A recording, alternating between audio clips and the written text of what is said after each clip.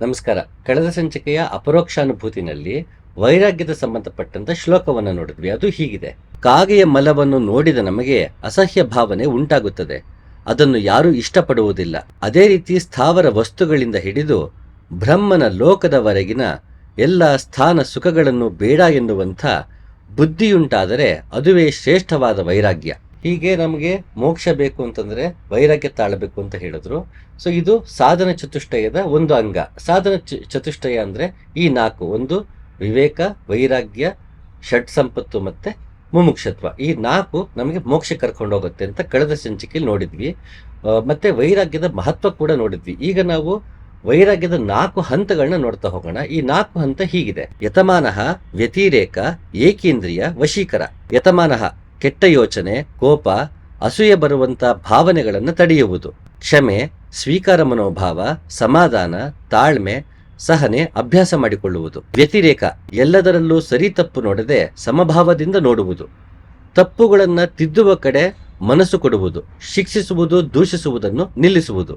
ಏಕೇಂದ್ರಿಯ 5 ಕರ್ಮೇಂದ್ರಿಯಗಳು, 5 ಜ್ಞಾನೇಂದ್ರಿಯಗಳು ಇಂದ್ರಿಯ ಸುಖಗಳಿಗೆ ಹೆಚ್ಚು ಆಸೆ ಪಡದೇ ಇರುವುದು. ಇಂದ್ರಿಯಗಳನ್ನ ಮನಸ್ಸಿನ ಹತೋಟಿಗೆ ತರುವುದು. ಆಲಸ್ಯ ಬಿಡುವುದು, ಚುರುಕಾಗಿರುವುದು, ವಸ್ತುಗಳಲ್ಲಿ ಆಸಕ್ತಿ ಕಡಿಮೆ ಮಾಡಿ ಜ್ಞಾನ ಸಂಪಾದನೆ, ಆರೋಗ್ಯದ ಕಡೆ ಗಮನ ಹೆಚ್ಚಿಸುವುದು. ವಶೀಕರ ಇಂದ್ರಿಯಗಳು ಮತ್ತೆ ಮನಸ್ಸನ್ನ ಸಂಪೂರ್ಣ ಹತೋಟಿಗೆ ತರುವುದು. ಸುಖಗಳನ್ನ ಸಮನಾಗಿ ನೋಡುವುದು. ಎಲ್ಲರನ್ನೂ ಪ್ರೀತಿಯಿಂದ ಕಾಣುವುದು. ಎಲ್ಲರಲ್ಲೂ ಭಗವಂತನಿದ್ದಾನೆನ್ನುವ ಭಾವದಿಂದ ಎಲ್ಲರನ್ನೂ ಗೌರವಿಸುವುದು.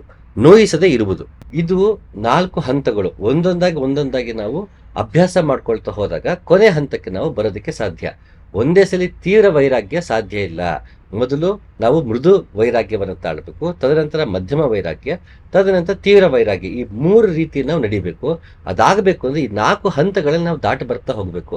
ಸರಿ, ಇದು ಅಭ್ಯಾಸ ಮಾಡ್ಕೊಳ್ಳೋದು ಹೇಗೆ? ಪತಂಜಲಿ ತುಂಬಾ ಚೆನ್ನಾಗಿ ಹೇಳ್ತಾನೆ: ಮನಸ್ಸಿನ ಆಕರ್ಷಣೆಗಳನ್ನ ಅಭ್ಯಾಸದಿಂದ ತಡೆಯುವುದೇ ವೈರಾಗ್ಯ, ಅಥವಾ ವೈರಾಗ್ಯ ಅಭ್ಯಾಸದಿಂದ ಮನಸ್ಸಿನ ಚಂಚಲತೆಯನ್ನ ತಡೆಯಬಹುದು. ಈ ವೈರಾಗ್ಯ ಯಾಕೆ ಬೇಕು ಅಂತಂದ್ರೆ ಇಂದ್ರಿಯಗಳನ್ನು ನಿಗ್ರಹಿಸಬೇಕು. ಯಾಕೆಂದ್ರೆ ನಾವು ಧ್ಯಾನಕ್ಕೆ ಅಂತ ಕೂತಾಗ, ನಾವು ಉಪಾಸನೆಗೆ ತೊಡಗಿದಾಗ, ಯೋಗದಲ್ಲಿ ಇದ್ದಾಗ ನಮ್ಮ ಥಾಟ್ಸ್ ಹಲವಾರು ಇದ್ರೆ ನಾವು ಧ್ಯಾನ ಮಾಡೋದಕ್ಕೆ ಕಷ್ಟ. ಉಸಿರಿನ ಮೇಲೆ ಗಮನ ಕೊಡೋದು ಅಥವಾ ಯೋಗ ಮಾರ್ಗ ಏನು ಗುರು ಹೇಳ್ಕೊಟ್ಟಿದ್ದಾನೆ ಅದನ್ನು ಪಾಲಿಸೋದಕ್ಕೆ ನಮ್ಮ ಯೋಚನೆಗಳು ಹಲವಾರಿದ್ರೆ, ನನ್ನ ಆಸೆಗಳು ತುಂಬಾ ಇದ್ರೆ, ಅವ್ನು ಹಾಗೆ ಮಾಡ್ದ ಹೀಗೆ ಮಾಡ್ದ ಅಂತ ನಮ್ಮ ತಲೆಯಲ್ಲಿದ್ರೆ, ಅಯ್ಯೋ ಹೀಗಾಯ್ತಲ್ಲ, ನಾಳೆ ಹಾಗೆ ಮಾಡ್ಬೇಕಿತ್ತು, ಈ ರೀತಿ ಯೋಚನೆಗಳೇ ನಮ್ಮಲ್ಲಿದ್ದಾಗ, ನಾನು ಧ್ಯಾನಕ್ಕೆ ಕೂತಾಗ, ಯೋಗ ಮಾಡುವಾಗ ನನಗೆ ಅದು ತೊಡಕಾಗತ್ತೆ.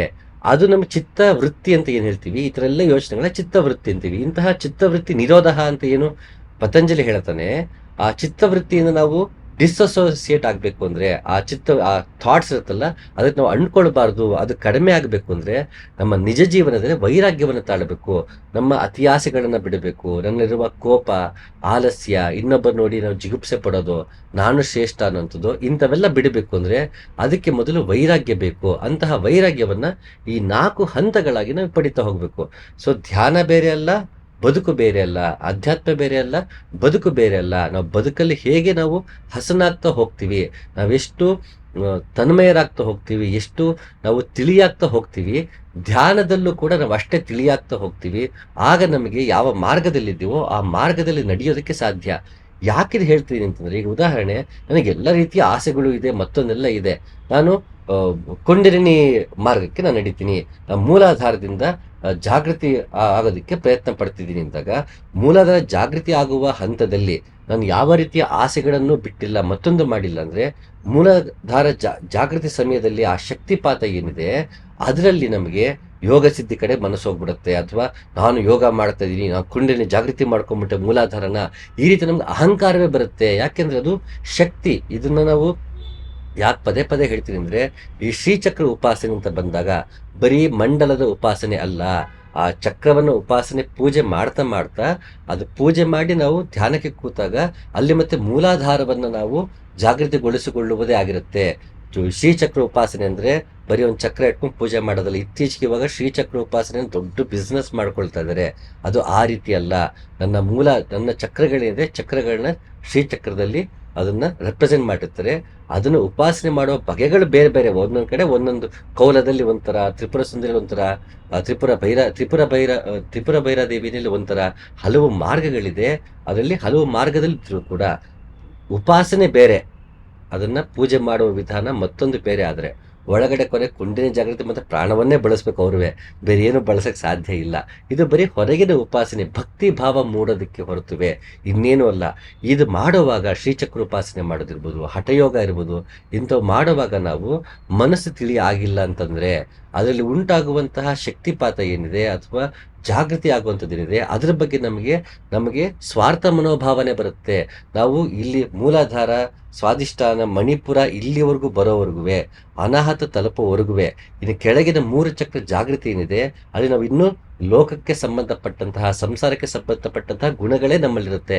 ಅನಾಹತಕ್ಕೆ ಬರಬೇಕು, ಇಲ್ಲಿ ನಮ್ಗೆ ನಾದ ಕೇಳಿಸ್ಬೇಕು, ಪ್ರೇಮ ಮೂಡಬೇಕು, ಭಗವಂತ ಭಕ್ತಿ ಮೂಡಬೇಕು ಅಂತಂದ್ರೆ ಅಷ್ಟರಲ್ಲಿ ನಮಗೆ ವೈರಾಗ್ಯ ಬಂದಿರಬೇಕು, ನಮಗೆ ವಿವೇಕ ಬಂದಿರಬೇಕು, ಷಟ್ ಸಂಪತ್ತು ಮೂಡಿರ್ಬೇಕು.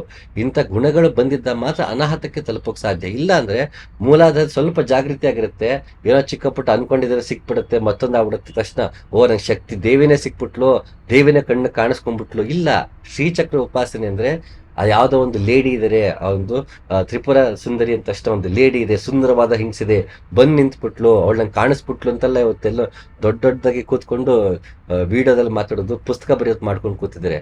ಅದು ಕುಂಡಲಿನಿ ಶಕ್ತಿ ಜಾಗೃತಿ. ಆ ಶಕ್ತಿಯನ್ನ ಶಂಕರಾಚಾರ್ಯರಾಗಿರ್ಬೋದು, ಶಾಕ್ತರಾಗಿರ್ಬೋದು ಹೆಣ್ಣಿನ ಪ್ರತೀಕವಾಗಿ ಹೇಳಿದರ ಹೊರತು ಒಳಗೆ ಯಾವ ಹೆಣ್ಣು ಇಲ್ಲ, ಯಾವ ಗಂಡೂ ಇಲ್ಲ. ಆತ್ಮವೇ ಗಂಡಲ್ಲ ಹೆಣ್ಣಲ್ಲ. ಆಮೇಲೆ ಭಗವಂತನು ಗಂಡು ಅಲ್ಲ ಹೆಣ್ಣು ಅಲ್ಲ, ಅವನು ಲಿಂಗಾತೀತ, ಅವನು ದೇಶ ಕಾಲ ರೂಪ ಏನೂ ಇಲ್ಲದೆ ಇರೋದ್ರಿಂದ ಅವನ ಹೆಣ್ಣು ಅಂತ ಹೇಗೆ ಕರೆಯಕ್ಕೆ ಸಾಧ್ಯ? ಅದು ಅವನ ಹೆಣ್ಣಿನ ರೀತಿಯಲ್ಲಿ, ಶಕ್ತಿಯನ್ನ ಹೆಣ್ಣಿನ ರೀತಿಯಲ್ಲಿ ಕಂಡು ಉಪಾಸನೆ ಮಾಡಿದ್ದು ಹೊರತು ಶ್ರೀಚಕ್ರ ಹೆಣ್ಣು ಅಲ್ಲ ಗಂಡು ಅಲ್ಲ. ಆ ದೇವಿ ತ್ರಿಪುರ ಸುಂದರಿ ಅಂದ ತಕ್ಷಣ ಅವಳು ಹೆಣ್ಣಲ್ಲ. ಅದನ್ನ ಆ ಒಂದು 3 ಏನೇ ತ್ರಿಪುರವೇನಿದೆ ಅದನ್ನ ಹೆಣ್ಣಾಗಿ ಪರಿಕಲ್ಪಿಸಿಕೊಂಡಿದ್ದೆ ಹೊರತು ಆ ತ್ರಿಪುರ ಏನಿರೋದು ಹೆಣ್ಣು ಅಲ್ಲ ಗಂಡು ಅಲ್ಲ. ಕುಂಡಲಿನಿ ಜಾಗೃತಿ ಮಾಡ್ಕೋತೀವಿ ಅಂದ್ರೆ ಹಾವಿನ ರೂಪದಲ್ಲಿ ಇದೆ ಹೊರತು ಒಳಗೆ ಯಾವ ಹಾವು ಕೂತಿಲ್ವಲ್ಲ. ಹಾಗೆ ಒಳಗಡೆ ಶಕ್ತಿಯನ್ನ ನಾವು ಜಾಗೃತಿ ಮಾಡ್ಕೋತಿದ್ವಿ ಅಂದ್ರೆ ಶಕ್ತಿಯನ್ನ ಹೆಣ್ಣಾಗಿ ಹೇಳಿದರೆ, ಶಕ್ತಿಯನ್ನ ಹೆಣ್ಣಾಗಿ ವರ್ಣಿಸಿದರೆ ಅದು ಒಂದು ರೀತಿ, ಭಗವಂತನನ್ನ ಒಂದು ಶಕ್ತಿಯನ್ನ ನೋಡುವ ರೀತಿ ಹೊರತು ಯಾವ ದೇವಿನೂ ಇಲ್ಲ.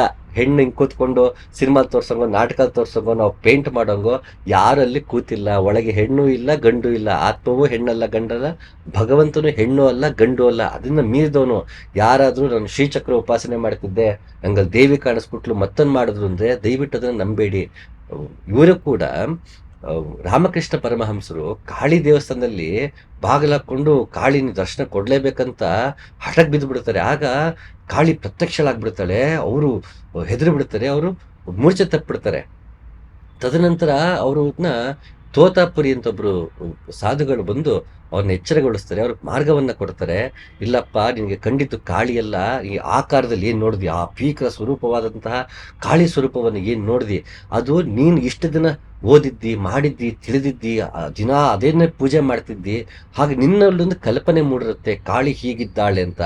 ಆ ಕಲ್ಪನೆ ನಿನ್ನ ಮುಂದೆ ಕಾಣಿಸಿದೆ ಹೊರತು ಅದು ಅದು ಕಾಳಿಯೇ ಅಲ್ಲ. ಅದು ನಿನ್ನದೇ ತಿಳುವಳಿಕೆ, ಅದಷ್ಟು ಅಲ್ಲಿ ಇಂಪೋಸ್ ಆಗಿದೆ, ಅಲ್ಲಿ ಪ್ರೊಜೆಕ್ಟ್ ಆಗಿದೆ, ನಿನಗಲ್ಲಿ ಕಾಣಿಸಿದ ಹೊರತು ನಿಜವಾದ ಕಾಳಿ ಅದಲ್ಲ ಅಂತ ಹೇಳಿದಾಗ ಅವರು ಧ್ಯಾನಕ್ಕೆ ಕೂರ್ತಾರೆ. ಮತ್ತೆ ಕಾಳಿನ ಧ್ಯಾನಿಸ್ತಾರೆ. ಕಾಳಿ ಎದುರುಗಡೆಗೆ ಬರ್ತಾಳೆ. ಆಗ ತನ್ನ ಜ್ಞಾನ ಖಡ್ಗದಿಂದ ಕಾಳಿಯನ್ನ ಇದು ಮಾಡ್ತಾರೆ, ಶಿರಚ್ಛೇದನ ಮಾಡ್ತಾರೆ. ಆಗ ಬೆಳಕು ಅಲ್ಲಿ ಪರಮಹಂಸ ಕಂಡಿದ್ದು ಬೆಳಕು, ಅಷ್ಟು ಬೆಳಕು, ಸೂರ್ಯಕೋಟಿ ಸಮಪ್ರಭಾ ಅಂತೀವಲ್ಲ ಅಂತಹ ಬೆಳಕು. ಆಗ ಅವರಿಗೆ ಭಗವಂತನ ದರ್ಶನವಾಗಿದ್ದು, ಆಗ ಆತ್ಮ ಸಾಕ್ಷಾತ್ಕಾರ ಆಗಿದ್ದು, ಕಾಳಿ ದರ್ಶನ ಆಗಿದ್ದು ಬೆಳಕಿನ ರೂಪದಲ್ಲಿ. ಅಂದ್ರೆ ಯಾವುದು ಬೆಳಕಾಗಿ ಸತ್ಯವು ಕಂಡುಕೊಂಡಿದ್ಯೋ ಅದನ್ನ ಕಾಳಿ ಅಂತಾನೆ ಅಂದ್ರು. ಪರಮಹಂಸರು ಶಾಕ್ತ ಪರಂಪರೆಯಾದ್ದರಿಂದ ಅವರು ಅದನ್ನ ಕಾಳಿ ಅಂತಾನೆ ಅಂದ್ರೆ ಹೊರತು ಯಾವ ಆಕಾರದಲ್ಲೂ ಕಾಳಿ ಪರಮಹಂಸರಿಗೆ ಕಂಡಿಲ್ಲ. ಅವರು ಪರಮಹಂಸರಿಗೆ ಕಾಳಿಯಾಗಿ ಕಂಟಲ್ಲ ರೂಪದಲ್ಲಿ, ಅದು ಫ್ಲೆಶ್ ಅಂಡ್ ಬ್ಲಡ್ ಅಲ್ಲಿ ಕಾಣಿಸ್ತಲ್ಲ, ಈ ರೀತಿ ನಾಲ್ಗೆ ಬಿಟ್ಕೊಂಡಿರೋದು, ಇಲ್ಲೆಲ್ಲ ಇದನ್ನ ತಲೆ ಬೋರ್ಡ್ ಹಾಕೊಂಡಿರೋದು. ಮತ್ತೊಂದು ಕಲ್ಪನೆ ಏನಿದೆ, ಅದ್ರ ಕಲ್ಪನೆಯಲ್ಲಿ ಕಂಡಿದ್ದು ಕಾಳಿ ಅಲ್ಲ, ಅವರಿಗೆ ಕಂಡಿದ್ದು ಬೆಳಕಾಗಿ. ಅದಕ್ಕೆ ಅದನ್ನ ಸೂರ್ಯಕೋಟಿ ಸಮಪ್ರಭಾ ಅಂದ್ರು. ಭಗವಂತನ ಭಗ ಅದು ಕೊಡೆಗೆ ಬೆಳಕನ್ನೇ ಸೂಚಿಸುತ್ತೆ. ದಿವ್ ಅನ್ನೋ ಪದ ಏನಿದೆ ಅದು ಬೆಳಕು ಅಲ್ಲಿದೆ. ಅದಕ್ಕೆ ಒಂದು ದಿವಾಕರ, ಸೂರ್ಯನ ದಿವಾಕರ ಅಂತೀವಿ, ಬೆಳಕನ್ನ ಕೊಡುವವನು. ಮತ್ತೆ ದೀಪ ಅಂತೀವಿ, ದೀವಟಿಗೆ ಅಂತೀವಿ, ದೀವಟಿಗೆ ಕೂಡ ದಿವದಿಂದನೇ ಬಂದಿದ್ದು. ಇದು ಬೆಳಕು. ಭಗವಂತ ಅಂದ್ರೆ ಬೆಳಕು. ಬೆಳಕೆಲ್ಲಿದೆ? ನಮ್ಮ ಸುಷುಮ್ನ ನಾಡಿಯಲ್ಲೇ ಇದೆ. ಇಂತಹ ಸುಷುಮ್ನ ನಾಡಿಯಲ್ಲಿ ಕಾಣುವಂತಹ ಬೆಳಕಿದೆಯಲ್ಲ, ಅದು ಕೋಟಿ ಸೂರ್ಯ ಸಮಪ್ರಭಾ ನಮ್ಮಲ್ಲೇ ಕಾಣ್ಕೊಳ್ಳೋಂಥ ಬೆಳಕು. ಅದಕ್ಕೆ ಬಂಗಾರ ತೀರ ಕಡಲ ಆಚೆಗೆ ಈಚೆಗಿದೆ ನೀಲ ನೀಲ ತೀರ ಅಂತ ಬೇಂದ್ರಜ್ಜ ಹೇಳ್ತಾ ಹೋಗ್ತಾರೆ. ಒಳಗೆ ಕಂಡಂತಹ ಬೆಳಕಿನ ಬಗ್ಗೆ ಅವರು ಹಾಗೆ ಹೇಳ್ತಾ ಹೋಗ್ತಾರೆ. ಯಾವುದೇ ಗ್ರಂಥಗಳು ತೆಗೆದು ನೋಡಿ ಭಗವಂತನನ್ನ ಬೆಳಕಿನ ರೂಪದಲ್ಲೇ ಹೇಳಿರುವುದು. ಕಳ್ಳರ ಕಣ್ಣಿಗೆ ಕಲ್ಲಂತೆ ಅಂತ ಮೈಸೂರು ಶಿವರಾಮ ಶಾಸ್ತ್ರಿಗಳ ತತ್ವಪದ ಏನಿದೆ ಅದರಲ್ಲೂ ಕೂಡ ಬಣ್ಣವಾಗಿ ಹುದಂತೆ ಅಂತ ಹೇಳ್ತಾರೆ. ಬರೀ ಬೆಳಕು, ಅದು ಹಲವಾರು ಬಣ್ಣಗಳಿದೆ ಅಂತ ಹೇಳ್ತಾರೆ. ಇದೇ ಶ್ರೀಚಕ್ರ ಉಪಾಸನೆಯಲ್ಲಿ ಶಂಕರಾಚಾರ್ಯರು ಬಣ್ಣಗಳು ಹೇಳ್ತಾ ಹೋಗ್ತಾರೆ. ಇಂಥ ಚಕ್ರದಲ್ಲಿ ಇಷ್ಟು ಬಣ್ಣಗಳಿದೆ, ಮೂಲಾಧಾರದಲ್ಲಿ ಇಷ್ಟು, ಸ್ವಾಧಿಷ್ಠಾನದಲ್ಲಿ ಇಷ್ಟು, ಬೆಳಕನ್ನೇ ಹೇಳ್ತಾ ಹೋಗ್ತಾರೆ, ಬಣ್ಣವನ್ನೇ ಹೇಳ್ತಾ ಹೋಗ್ತಾರೆ. ಅಲ್ಲಿ ಯಾವ ಹೆಣ್ಣು ಇಲ್ಲ, ಹೆಣ್ಣಿನ ಪ್ರತೀಕದಲ್ಲಿ ಅವರು ಉಪಾಸನೆ ಮಾಡಿದ್ದು ಹೊರತು ಅದು ಹೆಣ್ಣಲ್ಲ. ಅದು ಶಿವ ಅಂದ ತಕ್ಷಣ ಗಂಡಲ್ಲ, ಪಾರ್ವತಿ ಅಂದ ತಕ್ಷಣ ಹೆಣ್ಣಲ್ಲ. ಅದನ್ನ ನಾವು ಆ ರೀತಿ ಕಲ್ಪನೆ ಮಾಡಿಕೊಂಡು ಅದನ್ನ ಭಕ್ತಿಗೋಸ್ಕರ ಹೇಳಿದ್ದು. ಯಾರಾದ್ರೂ ನಿಮಗೆ ನನಗೆ ಶಿವ ಕಾಣಿಸ್ಕೊಂಡ, ನಂಗೆ ಪಾರ್ವತಿ ಕಾಣಿಸ್ಕೊಂಡ್ಲು, ನನಗೆ ತ್ರಿಪುರ ಸುಂದರಿನೇ ಕಾಣಿಸ್ಬಿಟ್ಲು ಅಂತಂದ್ರೆ ಅವ್ರಿಗೂ ಮೂಲಾಧಾರದಲ್ಲಿನೂ ಅವರು ಸಾಧನೆಯಲ್ಲಿ ಇದ್ದಾಗ ಅಲ್ಲಿ ಆಗುವಂಥ ಅನುಭವದ ಜೊತೆಗೆ ನಮಗೆ ಒಂದು ಕಲ್ಪನೆ ಏನಿರುತ್ತೆ. ನಾವು ಓದಿರ್ತೀವಿ, ವರ್ಣನೆ ಓದಿರ್ತೀವಿ, ಲಲಿತ ಸಹಸ್ರನಾಮದಲ್ಲೋ ಅಥವಾ ತ್ರಿಪುರ ಸುಂದರಿ ಉಪಾಸನೆ ಇದರಲ್ಲೋ ವರ್ಣನೆಗಳನ್ನ ಓದಿರೋದು ಅದು ನಮ್ಮ ಮೈಂಡಲ್ಲಿ ಪ್ರೊಜೆಕ್ಟ್ ಆಗುತ್ತೆ. ಮೂಲಾಧಾರ ಜಾಗೃತವಾದಾಗ ಶಕ್ತಿಯ ಅನುಭವ ಆಗುತ್ತೆ. ಶಕ್ತಿಯ ಅನುಭವ ಆದಾಗ ನಾವು ಅಲ್ಲಿ ಹೇಳೋ ತ್ರಿಪುರ ಸುಂದರಿ ನಮ್ಗೆ ಕಾಣ್ಕೊಂಡಿದ್ದಾಳೆ ಅನ್ಕೊಂಡ ತಕ್ಷಣ ಅದನ್ನ ನಂಬಿಟ್ಟು ನನಗೆ ದೇವಿ ಒಲ್ದಿದ್ದಾಳೆ, ನಾನು ಸಾಧಕಿ, ನಾನು ಸಾಧಕ ಅಂತ ಕೂತ್ಕೊಂಡು ನಿಮಗೂ ಮತ್ತೆ ಕೋರ್ಸ್ ಮಾಡಿಸಿ ಕೂತಿರ್ತಾರೆ. ಆದರೆ ಅದಲ್ಲ. ಮೂಲಾಧಾರದಲ್ಲಿ ಮೂಡುವಂತಹ ಶಕ್ತಿ ಏನಿದೆ ಅದು ಸಹಸ್ರಾರದಲ್ಲಿ ಫೀಲ್ ಆಗುವ ಶಕ್ತಿ ಇದೆ. 0.1% ಅಷ್ಟೇ ಮೂಲಾಧಾರದಲ್ಲಿ ಫೀಲ್ ಆಗುವಂತಹ ಎನರ್ಜಿ. ಅದೇ ನಮಗೆ ರೋಚಕ ಅನ್ಸುತ್ತೆ. ಯಾಕೆಂದ್ರೆ ಯಾವತ್ತೂ ಅಷ್ಟು ಎನರ್ಜಿ ಫೀಲ್ ಮಾಡಿರಲ್ಲ. ಮೂಲಾಧಾರ ಜಾಗೃತಿ ಆದ ತಕ್ಷಣ ಏನೋ ಅದೇ ಸಹಸ್ರಾರದಲ್ಲಿ ಸಿಕ್ಕಂತ ಒಂದು ಮಿಲನದ ಶಕ್ತಿ ಅನ್ನೋ ಮಟ್ಟಿಗೆ ಅನ್ಸ್ಬಿಡುತ್ತೆ. ಅದೆಲ್ಲ ಅಲ್ಲ. ಅದು ಯಾಕಂಗೆ ಅನ್ಸತ್ತೆ ಎಲ್ರಿಗೂ? ಯಾಕೆ ದಾರಿ ತಪ್ಪಿದರೆ ಮತ್ತು ತಮ್ಮನ್ನು ದಾರಿ ತಪ್ಪಿಸ್ತಾರೆ ಎಲ್ರು ಅಂತಂದ್ರೆ ಅವ್ರಿಗಿನ್ನೂ ಈ ವೈರಾಗ್ಯವನ್ನ, ವಿವೇಕವನ್ನ, ಷಟ್ ಸಂಪತ್ತನ್ನ ಸಾಧನೆ ಮಾಡ್ಕೊಂಡಿಲ್ಲ, ಅದನ್ನ ದಕ್ಕಿಸಿಕೊಂಡಿಲ್ಲ. ಆಗ ಮಾತ್ರ ಯೋಗದಲ್ಲಿ ಸಿದ್ಧಿಗಳ ಹಿಂದೆ, ಪವಾಡಗಳ ಹಿಂದೆ, ಊಹಾಪೋಹಗಳಿಂದ ಹೋಗಿ ನಮಗೆ ಸಿದ್ಧಿ ಸಿಕ್ಕಿದೆ, ನಾನು ಪವಾಡ ಪುರುಷ, ನನಗೆ ಅಂಥದ್ದೇನೋ ಗುರು ಕಾಣಿಸ್ಬಿಟ್ಟ, ಕೂತಲ್ಲೇ ಏನೋ ಕಾಣಿಸ್ಬಿಡ್ತು, ಇಂಥವನ್ನೇ ಸೇಲ್ ಮಾಡ್ತಾರೆ. ಅವ್ರಿಗೆ ಅಂಥ ಅನುಭವ ಆಗಿರಲ್ಲ ಅಂತ ಹೇಳಲ್ಲ, ಅಂಥ ಅನುಭವಗಳು ಪ್ರಪಂಚದಲ್ಲಿ ಇಲ್ಲವೇ ಇಲ್ಲ ಅಂತ ನಾನು ಹೇಳ್ತಾ ಇಲ್ಲ. ಯೋಗದಲ್ಲಿ ಒಂದು ಅತೀಂದ್ರಿಯವಾದ ಹೇಳಕ್ಕಾಗದಿರೋಂಥ ಅನುಭವಗಳು ಪ್ರತಿಯೊಬ್ಬರಿಗೂ ಆಗುತ್ತೆ. ಮಹಾಗುರುಗಳ ಜೊತೆ ಸಂಪರ್ಕದಲ್ಲಿದ್ದ ಖಂಡಿತ ಆಗುತ್ತೆ. ಆದರೆ ಅದು ನಿಮಗೆ ಅಳತೆ ಆಗಬಾರ್ದು, ಅದು ನಿಮಗೆ ಒಂದು ಪ್ಯಾರಾಮೀಟರ್ ಆಗಬಾರ್ದು. ಒಬ್ಬ ಗುರುವನ್ನ ಜಡ್ಜ್ ಮಾಡೋಕ್ಕೆ, ಒಂದು ಯೋಗದ ಮಾರ್ಗವನ್ನು ಜಡ್ಜ್ ಮಾಡೋಕ್ಕೆ ಅಲ್ಲಿ ಸಿಗುವ ಸಿದ್ಧಿಗಳು, ಅಲ್ಲಿ ನಡೆಯುವಂಥ ಪವಾಡಗಳು ನಿಮಗೆ ಪ್ಯಾರಾಮೀಟರ್ ಆಗಬಾರ್ದು. ಅದನ್ನು ನೋಡಿ ಆಸಕ್ತಿ ಪಟ್ಟು ನಾವು ಹಠಯೋಗ ಮಾಡಿದ್ರೆ ಇಂಥ ಶಕ್ತಿ ಬರುತ್ತೆ ಅಂತ ಆ ಶಕ್ತಿನ ಆಸೆಪಟ್ಟು ಆ ಮಾರ್ಗಕ್ಕೆ ಹೋಗಬಾರ್ದು. ಕ್ರಿಯಾಯೋಗದಲ್ಲಿ ಇಂಥ ಶಕ್ತಿ ಬರುತ್ತೆ ಅಂದ್ಕೊಂಡು ಅದರ ಹಿಂದೆ ಹೋಗಬಾರ್ದು. ಮತ್ತೆ ಒಬ್ಬ ಗುರು ನನ್ನಲ್ಲಿ ಇಂಥ ಶಕ್ತಿಗಳಿದೆ, ಇಂಥ ಸಿದ್ಧಿಗಳು ನನಗಾಗಿದೆ, ಇಂಥ ಅನುಭವ ಆಗಿದೆ ಅಂತ ಹೇಳ್ಕೊಂಡಾಗ ಅದರ ಹಿಂದೆ ನಾವು ಹೋಗಬಾರ್ದು. ಮಾರ್ಗವನ್ನು ಪಡೆದು ಮಾರ್ಗದ ನಡೆದು ಸತ್ಯವನ್ನ ಕಂಡುಕೊಳ್ಳೋದಷ್ಟೇ ನನ್ನ ಮುಖ್ಯ ಉದ್ದೇಶ ಆಗಿರ್ಬೇಕು. ಅದೇ ಮುಮುಕ್ಷತ್ವ. ಅದಕ್ಕೆ ಇಲ್ಲಿ ಹೇಳ್ತಾ ಇರೋದು, ಯಾವ ಬ್ರಹ್ಮಲೋಕ, ಇಂದ್ರಲೋಕ, ಎಂಥ ಪದವಿ ಸಿಕ್ಕಿದ್ರು ನನಗೆ ಬೇಡ, ಎಂಥ ಸುಖ ಸಿಕ್ಕಿದ್ರು ನನಗೆ ಬೇಡ, ನನಗೆ ಬರೀ ಮುಮುಕ್ಷತ್ವ ಅಷ್ಟೇ ಬೇಕು, ನನಗೆ ಭಗವಂತನಷ್ಟೇ ಬೇಕು, ಇನ್ಯಾವುದು ಬೇಡ ನನಗೆ ಅಂತ ಅನ್ಕೊಳ್ಳೋದೇ ನಿಜವಾದ ವೈರಾಗ್ಯ. ಇಂಥ ವೈರಾಗ್ಯ ಪಡಿಲೇಬೇಕು. ಅದಕ್ಕೋಸ್ಕರ ಪದೇ ಪದೇ ಹೇಳ್ತಿರೋದು, ಯಾವ ಗುರು ನಿಮಗೆ ನನಗೆ ಇಂಥ ಘಟನೆ ನಡೀತು, ಇಂಥ ಒಂದು ದೇವಿ ಕಾಣಿಸ್ಕೊಂಡ್ಲು, ಮತ್ತೊಂದು ಕಾಣಿಸ್ಕೊಂಡ್ಲು ಅಂದ್ರೆ ದಯವಿಟ್ಟು ನಂಬಬೇಡಿ. ಇದೆಲ್ಲ ಸುಳ್ಳು, ಅಂತದ್ದು ಏನೂ ನಡೆಯಲ್ಲ, ಇವರು ಹೇಳುವ ರೀತಿಯಲ್ಲಿ ನಡೆಯಲ್ಲ. ನಮಗೆ ಆಗುವಂತಹ ಅತೀಂದ್ರಿಯ ಅನುಭವಗಳು ಬೇರೆ. ಆದರೆ ಅದು ನಿಜ ಇದ್ರೂ ಕೂಡ ಅದರ ಕಡೆಗೆ ನಿಜವಾದ ಗುರು ಒಲವು ತೋರಿಸಲ್ಲ. ಅವನಲ್ಲಾಗುವ ಅನುಭವಗಳನ್ನ ಅವನು ಬಾಯ್ಬಿಟ್ಟು ಹೇಳಲ್ಲ. ಯಾಕೆಂದ್ರೆ ಅದರ ಕಡೆಗೆ ಆಕರ್ಷಿತರಾಗಿ ಜನ ಬರಬಾರ್ದು. ಆತ್ಮ ಸಾಕ್ಷಾತ್ಕಾರಕ್ಕೆ ಅಷ್ಟೇ ಅವನು ಒಲವು ಕೊಡಬೇಕು, ಮಿಕ್ಕಿದ ಯಾವುದಕ್ಕೂ ಒಲವು ಕೊಡಬಾರ್ದು ಅಂತ ಯಾವ ಶಿರಡಿ ಸಾಯಿಬಾಬಾನು ಕೂಡ ನನ್ನಲ್ಲಿ ಇಂಥ ಶಕ್ತಿ ಇದೆ ಅಂತ ಹೇಳ್ಕೊಂಡಿಲ್ಲ. ರಾಘವೇಂದ್ರ ಸ್ವಾಮಿಗಳು ಹೇಳ್ಕೊಂಡಿಲ್ಲ. ಹಲವಾರು ಜನ ಪವಾಡ ಪುರುಷರು ಬಂದು ಹೋಗಿದ್ದಾರೆ. ಅವ್ರು ಯಾರು ಅದನ್ನ ಬರೀ ಪ್ರದರ್ಶನ ಮಾಡೋದಕ್ಕೆ, ನಾನು ಯಾರಂತೂ ತೋರಿಸ್ಕೊಳ್ಳೋಕ್ಕೂ ಬಳಸಿಲ್ಲ. ಜನರ ಹಿತಕ್ಕಾಗಿ ಬಳಸಿದರೆ ಮತ್ತು ಅದರಿಂದ ಯಾವ ಫಲಗಳನ್ನು ಅಪೇಕ್ಷೆ ಪಟ್ಟಿಲ್ಲ. ಮತ್ತೆ ಅದನ್ನೇ ಇಟ್ಕೊಂಡವರು ತಮ್ಮ ವಿದ್ಯೆಯನ್ನು, ಮಾರ್ಗವನ್ನು ಪ್ರಚಾರ ಮಾಡಿಲ್ಲ. ನಾನು ಬರೀ ಇಬ್ಬರು ಹೆಸರು ಹೇಳ್ತಾ ಇದ್ದೇನೆ ಅಷ್ಟೇ. ತಮಗೆ ಪ್ರತಿಯೊಬ್ಬ ಊರಲ್ಲೂ ತಮ್ಮದೇ ಊರುಗಳಲ್ಲಿ ಸಾಧು ಸಂತು ಹಲವಾರು ಜನ ಇದ್ದು ಹೋಗಿರೋದು ನೀವು ನೋಡಿರ್ತೀರ. ಅವರೆಲ್ಲ ಪವಾಡ ಪುರುಷರಾಗಿದ್ದವರೆಲ್ಲ ಲೋಕ ಕಲ್ಯಾಣಕ್ಕೆ ಅದನ್ನು ಮಾಡಿರ್ತಾರೆ. ಆದರೆ ತಾವು ಯಾರು ಅದನ್ನ ನನ್ನಲ್ಲಿ ಇಂಥ ಸಿದ್ಧಿ ಇದೆ ಅಂತ ಹೇಳ್ಕೊಂಡಿಲ್ಲ. ಅದು ನಡೆದಿರುತ್ತೆ, ಅದು ಹಾಗೆ ಹೋಗಿರುತ್ತೆ ಹೊರತು ತಾವಾಗಿ ಹೇಳ್ಕೊಂಡಿಲ್ಲ. ನನಗಿಂಥ ಅನುಭವ ಆಯ್ತು ಅಂತ ಹೇಳ್ಕೊಂಡಿರಲ್ಲ. ಆ ರೀತಿ ಹೇಳ್ಕೊಳ್ಳೋರ್ನ ದಯವಿಟ್ಟು ನಂಬಬೇಡಿ. ಅದು ಬರೀ ನಮ್ಮನ್ನ ಮೋಸ ಮಾಡೋದಕ್ಕೆ, ದಾರಿ ತಪ್ಪಿಸೋದಕ್ಕೆ ಆಗಿರುತ್ತೆ. ಸರಿ, ಹಾಗಾದ್ರೆ ಈಗ ನಾವು ವೈರಾಗ್ಯವನ್ನ ಪಡೆಯೋದು ಹೇಗೆ? ನಿಜ ಜೀವನದ ಅಭ್ಯಾಸದಿಂದಲೇ ಸಾಧ್ಯ ಇದು. ಇಂದ್ರಿಯಗಳನ್ನ ನಿಗ್ರಹಿಸಿಕೊಂಡು ಅಭ್ಯಾಸ ಮಾಡೋದನ್ನೇ, ಆ ನಿಗ್ರಹವನ್ನ ಅಭ್ಯಾಸ ಮಾಡುವುದೇ ವೈರಾಗ್ಯ, ಅಥವಾ ವೈರಾಗ್ಯವನ್ನ ಅಭ್ಯಾಸ ಮಾಡೋದ್ರಿಂದ ಇಂದ್ರಿಯಗಳು ನಿಗ್ರಹ ಆಗತ್ತೆ ಅಂತ ಇಲ್ಲಿ ಬಂದಿರೋವಾಗ ವೈರಾಗ್ಯಕ್ಕೂ ಅಭ್ಯಾಸಕ್ಕೂ ನಂಟಿದೆ ಅಂತ ಗೊತ್ತಾಯ್ತು. ಬರೀ ಇಂದ್ರಿಯಗಳಷ್ಟೇ ಅಲ್ಲ, ಇಂದ್ರಿಯಗಳನ್ನ ನಿಗ್ರಹಿಸಬೇಕು, ಅದು ಅಭ್ಯಾಸದಿಂದ ಆಗತ್ತೆ. ಅದೇ ವೈರಾಗ್ಯ. ಅಥವಾ ವೈರಾಗ್ಯವನ್ನು ಅಭ್ಯಾಸ ಮಾಡೋದ್ರಿಂದ ಇಂದ್ರಿಯಗಳ ನಿಗ್ರಹ ಆಗತ್ತೆ. ಹೇಗೆ ಬೇಕಾದ್ರೆ ಇದನ್ನ ನೋಡ್ಬೋದು. ಇದರ ಅರ್ಥ ಏನು? ಅಭ್ಯಾಸ ನಾವು ಎಲ್ಲಿ ಮಾಡೋಕ್ಕಾಗತ್ತೆ? ಜೀವನದಲ್ಲೇ ಮಾಡೋಕ್ಕಾಗೋದು. ಯಾಕೆಂದ್ರೆ ನಾವು ಸಿಹಿ ತಿನ್ನೋದು, ಇಷ್ಟಪಟ್ಟಿರೋದನ್ನ ನಾವು ಕೇಳೋದು, ಇಷ್ಟಪಡೋದನ್ನ ನೋಡೋದು, ನಾವು ವ್ಯಸನ ಮಾಡೋದೆಲ್ಲವೂ ಬದುಕಲ್ಲೇ. ಆದ್ರಿಂದ ಬದುಕು ಬೇರೆ ಅಲ್ಲ, ಅಧ್ಯಾತ್ಮ ಬೇರೆ ಅಲ್ಲ. ಬದುಕು ಅಧ್ಯಾತ್ಮ ಒಂದೇ. ಆದ್ರಿಂದ ಬದುಕಲ್ಲಿ ನಾವು ವೈರಾಗ್ಯವನ್ನು ಹೇಗೆ ತಾಳ್ಬೇಕು, ಇದಕ್ಕೆ ಒಂದಷ್ಟು ಸೂಕ್ತವಾದ ಕಗ್ಗಗಳನ್ನ ನಿಮ್ ಜೊತೆ ಹಂಚ್ಕೊಳ್ಳೋಕೆ ಇಷ್ಟಪಡ್ತೀನಿ. ಒಂದು ಕಗ್ಗ ಹೀಗಿದೆ: ವಿಷಯ ಭೋಗ ವಿರಕ್ತಿ, ವಿಶ್ವ ಲೀಲಾಸಕ್ತಿ, ಕೃಷಿಗೆ ಸಂತತ ದೀಕ್ಷೆ, ವಿಫಲಕ್ಕೆ ತಿತಿಕ್ಷೆ, ವಿಷಮದಲ್ಲಿ ಸಮದೃಷ್ಟಿ, ವಿವಿಧಾತ್ಮ ಸಂಸೃಷ್ಟಿ, ಕುಶಲ ಸಾಧನಗಳಿವು ಮಂಕುತಿಮ್ಮ. ವಿಷಯ ಭೋಗ ವಿರಕ್ತಿ, ಒಂದು ವಸ್ತುನಲ್ಲಿ ಏನು ಭೋಗ ಸಿಗುತ್ತೆ ಅದ್ರ ಕಡೆನೆ ಗಮನ ಇರಬಾರ್ದು.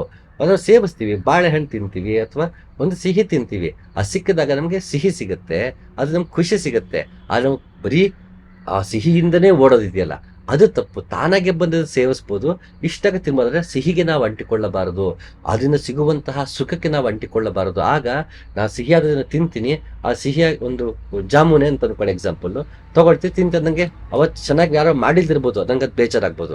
ಅದು ತಿನ್ನಂಗೆ ಅದು ಡಯಾಬಿಟಿಸ್ ಆಗ್ಬೋದು. ಅಯ್ಯೋ ಯಾಕಾರು ಶುಗರ್ ಸ್ವೀಟ್ಸ್ ತಿಂದಪ್ಪ ಅನ್ನಿಸ್ಬೋದು. ಅದು ಡಯಾಬಿಟಿಸ್ ಬಂದ್ಮೇಲೂ ಕೂಡ ನನಗೆ ಸ್ವೀಟ್ಸ್ ತಿನ್ನಕ್ಕೆ ಇಷ್ಟ ಇತ್ತು, ಅದು ಆಸೆ ಇನ್ನು ಹೋಗಿಲ್ಲ ಅಂದಾಗ ಅಯ್ಯೋ ಡಯಾಬಿಟಿಸ್ ಬಂದ್ಬಿಡ್ತಲ್ಲ, ನನಗೆ ಸ್ವೀಟ್ಸ್ ತಿನ್ನಕ್ಕಾಗ್ತೀವಲ್ಲ ಅಂತ ಮನಸ್ಸು ಕೊರಗಬಹುದು. ಹಾಗೆ ಈ ಒಂದು ಒಲವನ್ನ ಬಿಟ್ಟಾಗ ಸಿಹಿ ತಿನ್ನ ತಪ್ಪಲ್ಲ, ಸಿಹಿ ತಿಂದಾಗ ನನಗೆ ಸುಖ ಸಿಗುತ್ತೆ, ಸೊ ನಾನು ಸಿಹಿ ಹಿಂದೆನೇ ಹೋಗ್ತೀನಿ ಅನ್ನೋ ವಾಂಛೆ ಇದೆಯಲ್ಲ, ಅದರ ಕಡೆಗೆ ಸೆಳೆತ ಇದೆಯಲ್ಲ, ಅದನ್ನ ಬಿಡಬೇಕಾಗತ್ತೆ. ವಿಷಯ ಭೋಗಾಸಕ್ತಿ, ವಿಶ್ವಲೀಲಾಸಕ್ತಿ ಆಯ್ತು. ಈ ವಿಷಯ ಭೋಗದ ಆಸಕ್ತಿ ಬಿಟ್ಟರೆ ನನ್ನ ಆಸಕ್ತಿ ಎಲ್ಲಿರಬೇಕು?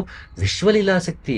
ಈ ಪ್ರಪಂಚ ಯಾವ ರೀತಿ ನಡೀತಾ ಇದೆ, ಭಗವಂತ ಹೇಗೆ ಇದನ್ನು ನಡೆಸ್ತಾ ಇದ್ದಾನೆ, ಇದರಲ್ಲಿ ನನ್ನ ಪಾತ್ರ ಏನು, ನನ್ನ ಪಾತ್ರವನ್ನು ಎಷ್ಟು ಅಚ್ಚುಕಟ್ಟಾಗಿ ಮಾಡಬೇಕು ಅಂತ ಈ ಕಡೆ ಗಮನ ಕೊಡಬೇಕು. ನನ್ನ ವಿಷಯ ಭೋಗಾಸಕ್ತಿನ ಬಿಟ್ಟು ವಿಶ್ವ ಲೀಲಾಸಕ್ತಿ, ಪ್ರಪಂಚದ ಕಡೆಗೆ ನಾನು ಒಲವಿರಬೇಕು.